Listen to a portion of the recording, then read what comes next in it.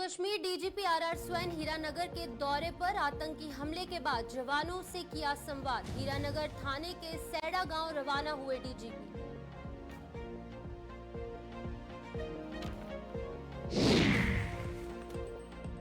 आतंकी घटना को पनुन कश्मीर ने जताई चिंता। केंद्र सरकार की नीतियों पर भी उठाए सवाल। सरकार को बताया अलगाववादियों का टूरिस्ट एजेंट।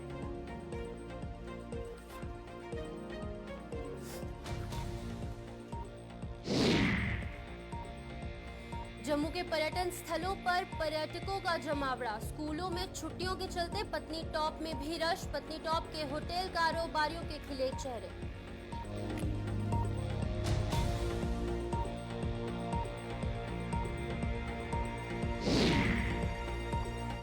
नमस्कार, जम्मू कश्मीर के इस बुलेटिन में आपका स्वागत है और मैं हूं आपके साथ शिपवन शर्मा। तो चलिए शुरुआत करते हैं बुलेटिन की। सबसे पहले बात करेंगे जम्मू कश्मीर के डीजीपी को लेकर, जहां पर आरआर स्वैन जो है वो आज हीरानगर के दौरे पर है। हीरानगर पहुंचने पर आज उन्होंने थाने पहुंचकर पिछले दिनों सैड़ा गांव में आतंकी हमले की जानकारी ली और साथ ही साथ जवानों के साथ संवाद भी किया। हीरानगर थाने से डीजीपी सैड़ा गांव के लिए रवाना हो चुके हैं और इस खबर पर हम अपडेट लेंगे। लेकिन जहां पर आप देख सकते हैं साफ तौर से कि DGP director general of police RR swan जो है वो आज कठुआ जिला पहुंचे, हीरानगर में पहुंचे, जहां पर कि पिछले दिनों हुए आतंकी हमले की वारदात पर उन्होंने अपडेट लिया है। सभी सेना के जवानों को निर्देशित किया है कि यहां पर सर्च ऑपरेशन जो है वो और तेज किया जाए, मॉडर्न टेक्नोलॉजी का यूज किया जाए ताकि जल्द से जल्द जो आतंकी है, जो कहीं ना कहीं आसपास के इलाकों में छुपे होने की आशंका है, उनको ढूंढने का प्रयास किया जाए।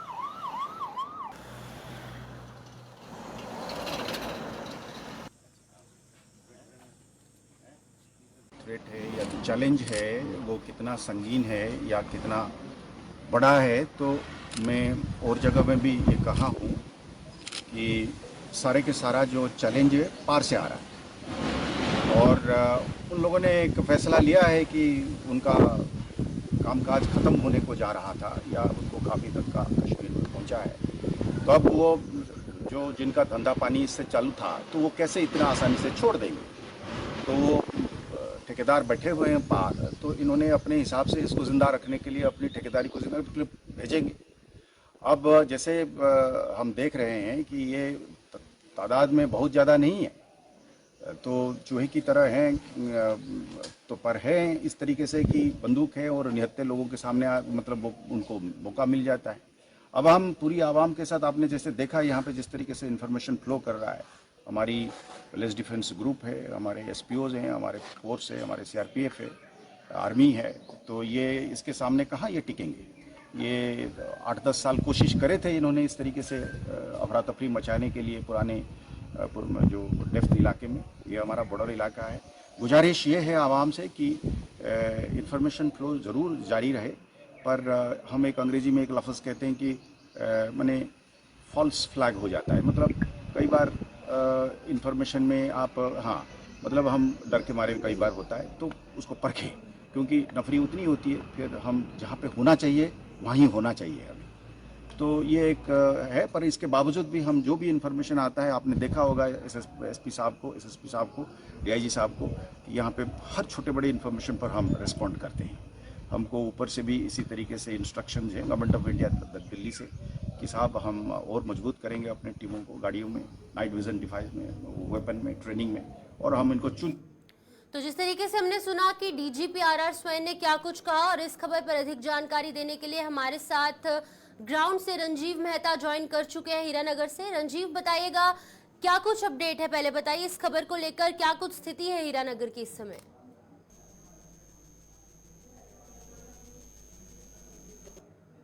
इनकाउंटर साइट का दौरा किया, सैड़ा गांव में पहुंचे और सोहाल में पहुंचे और वहां पर जो जवान इस इनकाउंटर को, जो आतंकवादियों के साथ जो मुठभेड़ में शामिल थे, उनकी हौसला अफजाई की और उनको कई टिप्स दिए, क्योंकि उनको ये भी कहा कि आने वाले दिनों में चैलेंजेस बहुत है, लेकिन आपको संभल कर और मुस्तैदी से काम करना है। हम आपके पीछे हैं, सरकार आपके साथ खड़ी है और आपको हर तरह की सुविधा जो है वो उपलब्ध करवाई जाएगी। इसको लेकर उन्होंने वहां पर जो मौके मौके पर अधिकारी थे, चाहे एडीजीपी थे, जहां एसएसपी कठुआ थे और डीआईजी थे, उनको ये भी बताया कि हर छोटी बड़ी इंफॉर्मेशन पर रिस्पॉन्ड किया जाए, क्योंकि छैडा की बात करें तो यहाँ पर समय पर लोगों ने जो इंफॉर्मेशन पुलिस और सुरक्षा बलों को दी, उसका ही नतीजा है कि यहाँ पर 2 आतंकवादियों को न्यूट्रलाइज किया गया। तो उन्होंने इस बात का भी संकेत दिया कि जो कश्मीर में जिस तरह से जम्मू कश्मीर पुलिस ने या सिक्योरिटी फोर्सेस ने जिनका सफाया किया था, उससे बुखलाए हुए हैं। जो इनके ठेकेदार जो पाकिस्तान में बैठे हैं वो बुखलाए हैं, उसी बुखलाहट का नतीजा है यहाँ पर आकर एक बार फिर से ये तबाही मचाने की में लगे हैं। लेकिन उन्होंने साफ तौर पर कहा कि जो इनका साथ देने वाले लोग हैं OGW, उनको भी उन्हें एक कड़ी चेतावनी देते हुए कहा कि उनको भी कुचल कर मसल कर रख देंगे। डीजीपी का सख्त लिहाजे में ये बयान उन देश विरोधी अनासर को है जिन्होंने देश में अस्थिरता फैलाने का प्रयास करेंगे।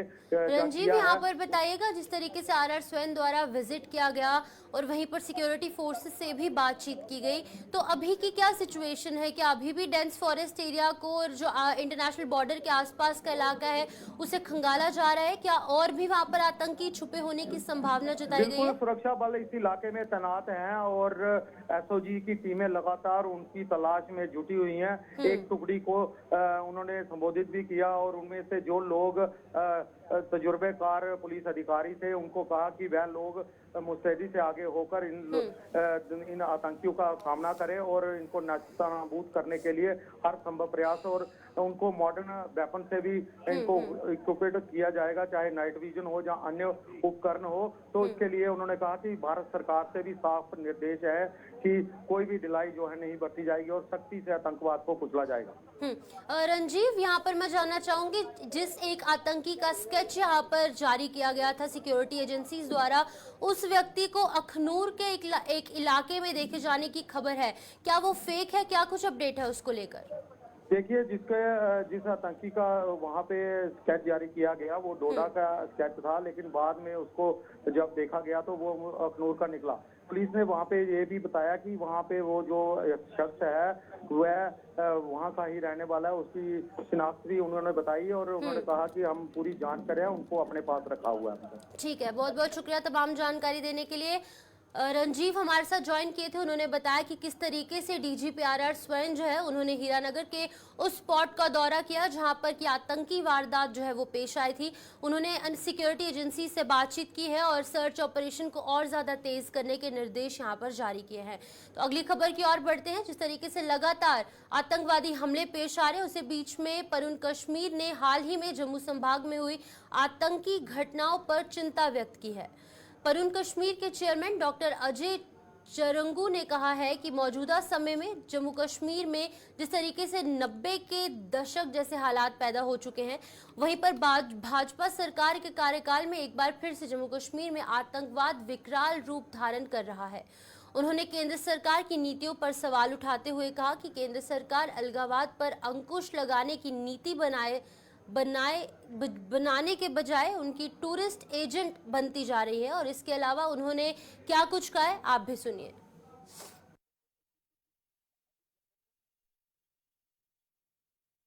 हाल ही में जो शिवखोड़ी में हिंदू पिलग्रिम्स पे जो आतंकवादी हमला हुआ और उसके बाद जो जम्मू क्षेत्र में ही 3 और आतंकवादी एक्टिविटीज हो गई, घटनाएं घटी।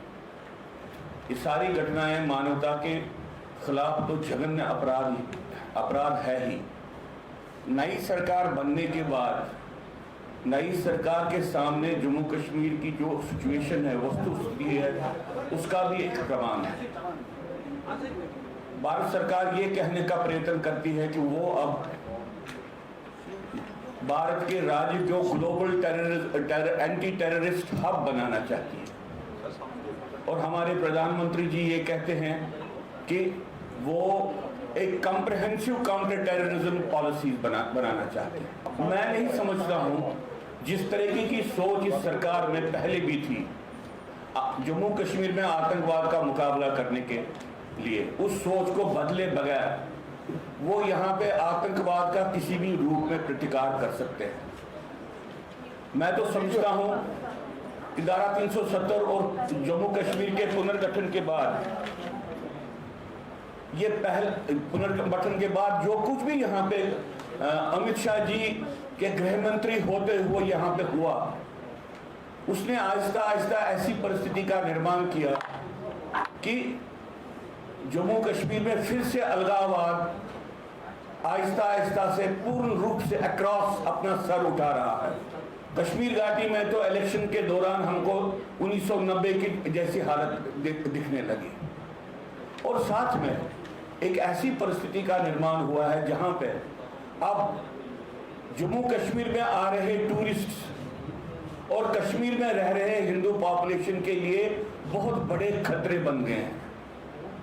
भारत सरकार ने आतंकवादी गतिविधियों के खिलाफ कोई पॉलिसी तो नहीं बनाई, लेकिन अपने आप को सेपरेटिस्ट एस्टैब्लिशमेंट का एक टूरिस्ट एजेंट बनाया।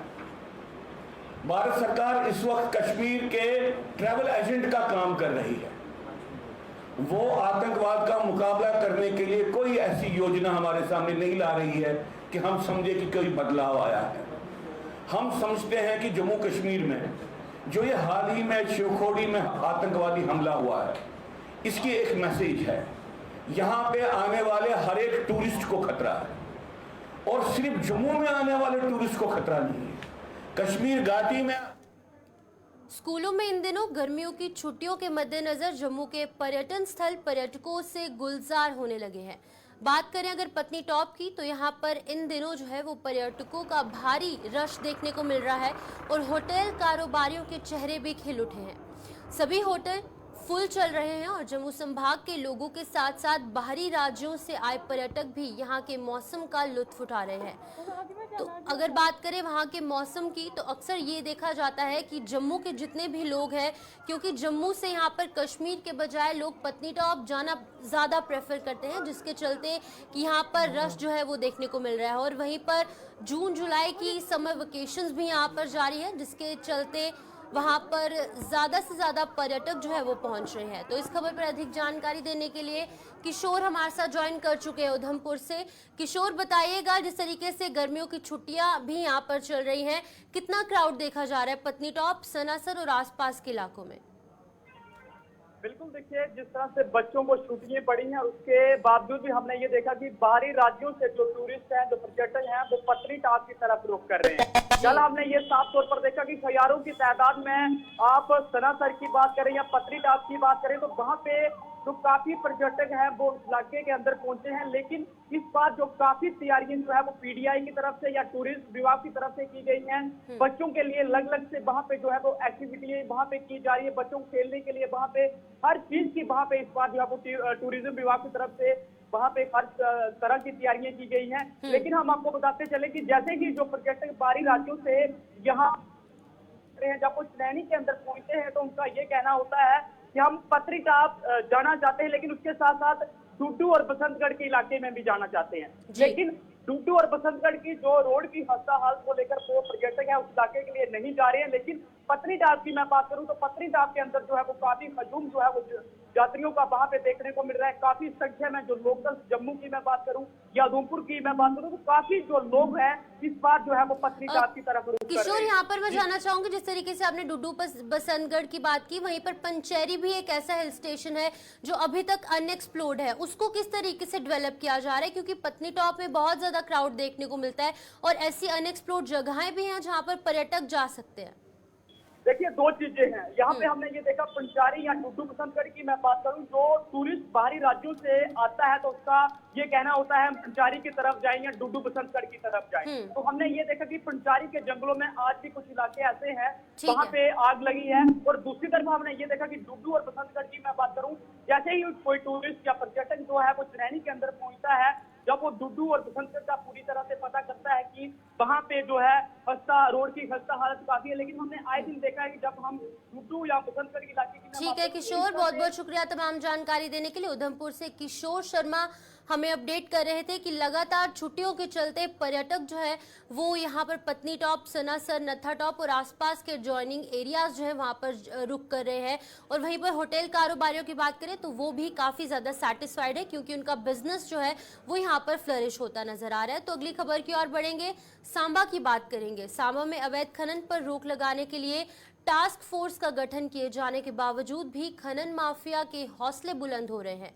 जिले में अभी भी कई इलाकों में दिन दिहाड़े और रात के अंधेरे में भी अवैध खनन का सिलसिला लगातार जारी है।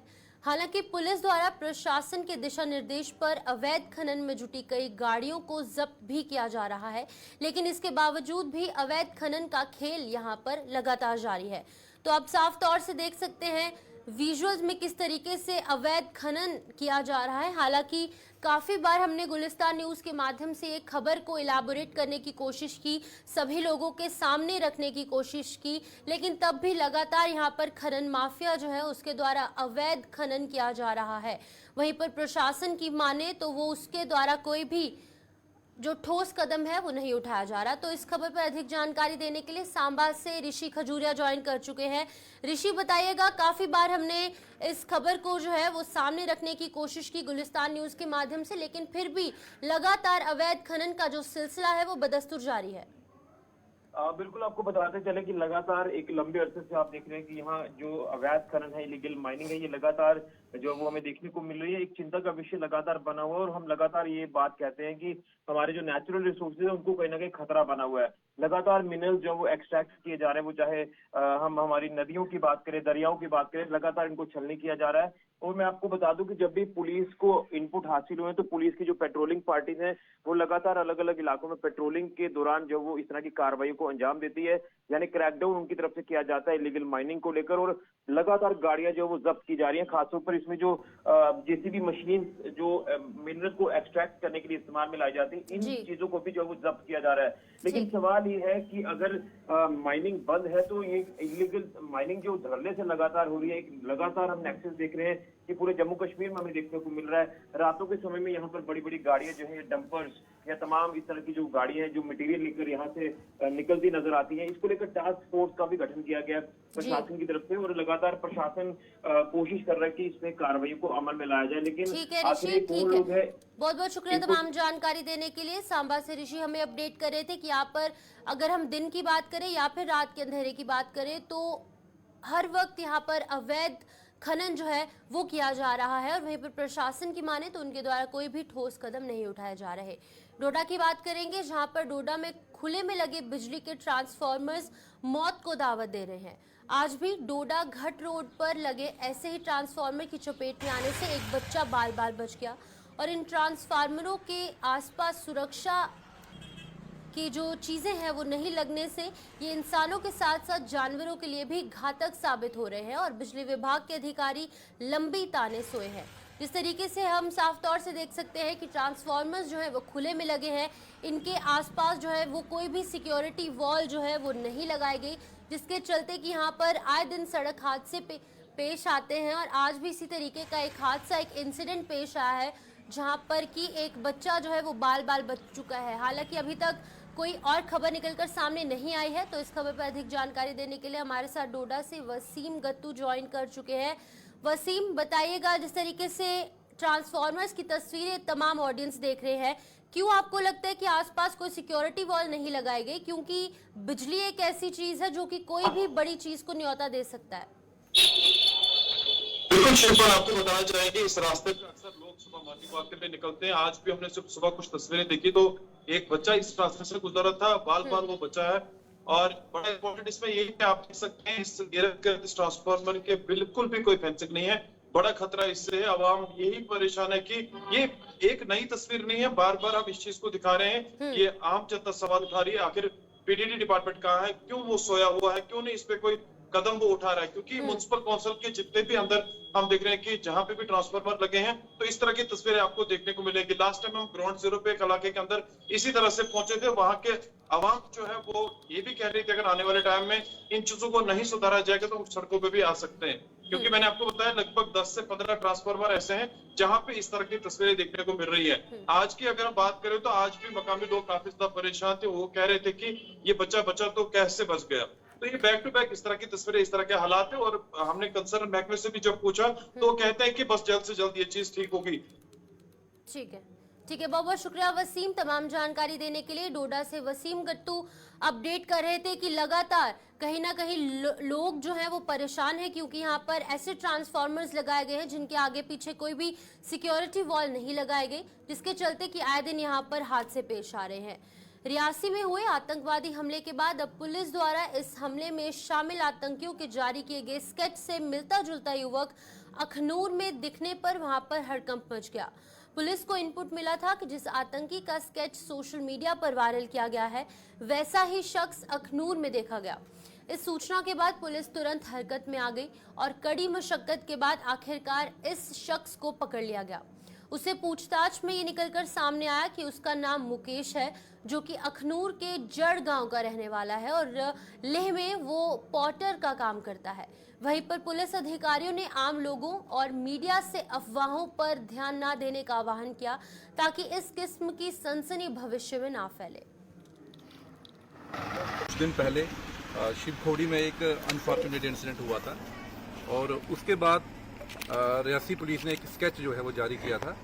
आज शाम को हमें एक इनपुट आता है कि उसी सिमिलर लुक का एक बंदा जो है वो ओल्ड हॉस्पिटल अखनूर में देखा गया है। तो उसके बाद पूरे शहर में एक पैनिक का माहौल फैल गया और जो सोशल मीडिया पे है उस पर र्यूमर फैलना शुरू हो गए और एक कंपैरिजन जो है वो ड्रा करने किया गया। तो हमारे लिए एक चैलेंज बन गई। उसके बाद हमारी अखनूर टीम जो है वो सारी इकट्ठी हुई, हमने डिसाइड किया, हमारी मल्टी जो है वो टीम्स जो है वो बनी और हर तरफ हमने जो है कोशिश की और फाइनली जो है हमने इस बंदे को जो है वो लाया है यहाँ पे। इसका नाम जो है वो मुकेश कुमार है, ये जड़ का रहने वाला है और ये पोर्टर का काम करता है और आज ये बंदा ले से आ रहा था। तो इसकी जो लुक है वो सिमिलर उससे मिलती है। तो काफ़ी जो पैनिक जो है सोसाइटी खासकर अखनूर के बीच में, काफ़ी मीडिया वालों को भी हमें फ़ोन आ रहे थे। तो मेरी आपके माध्यम से पूरी अखनूर जनता से यही रहेगा कि जो बंदा था वो हमने पकड़ लिया है और ये जहाँ का ही रहने वाला बंदा है। मोर ओवर मीडिया वालों से भी गुजारिश है कि जब भी वो ऐसी न्यूज़ सोशल मीडिया पे चलाएं या और भी पोर्टल्स पे चलाएं, कम से कम एक हमारा ऑफिशियल जो है व्यू वो ले लें, क्योंकि इससे क्या होता है कि आजकल आपको पता ही है जम्मू के बीच में काफ़ी जो है वो र्यूमर्स चल रहे हैं। लेकिन जम्मू कश्मीर पुलिस जो है और खासकर जम्मू की पुलिस की मैं बात करूं, हम सक्षम है कि कोई भी ऐसी अगर एक्टिविटी एरिया में होती है तो हम उसको जो है वो अच्छे से जो है वो कंट्रोल करने के लिए जो है हम बिल्कुल तैयार बैठे हुए हैं। लेकिन मेरी आप सबसे गुजारिश है कि कभी भी ऐसे र्यूमर जो है। सड़क का निर्माण कार्य बिश्ना के वार्ड नंबर 13 के लोगों के परेशानी का सबब बन चुका है। लोगों का आरोप है कि पीडब्ल्यूडी विभाग द्वारा पिछले कई महीनों से इस सड़क का निर्माण कार्य किया जा रहा है, लेकिन अभी तक इस कार्य को पूरा नहीं किया गया। इससे लोगों को परेशानियों का सामना करना पड़ रहा है। वहीं पर लोगों के मुताबिक वो कई बार अपनी इस परेशानी को लेकर पीडब्ल्यूडी के अधिकारियों से गुहार भी लगा चुके हैं, लेकिन उनकी कोई भी सुनवाई नहीं की जा रही।